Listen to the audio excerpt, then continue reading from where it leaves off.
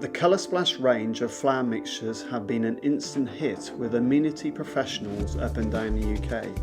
The mixtures produce a stunning floral display of colour whilst providing a rich source of nectar for bees, butterflies and other insects. We went along to Guadeloupe Golf Club near Worcester to speak to head greenkeeper Andy Lang to see how the mixtures have been performing on his course. We started using some native wildflower mixes back in 2010, which we found to be fairly difficult to establish and then ultimately difficult to maintain afterwards. The results were fairly poor, so we decided to try some non-native colour splash mixes. So we started with the colour splash mixes back in 2011. We're now in our third season with them.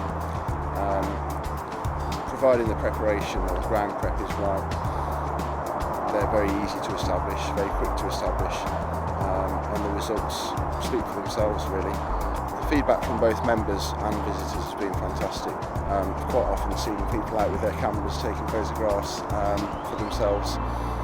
It's probably been one of the biggest things that we've done in the club over the last few years, certainly had the biggest impact.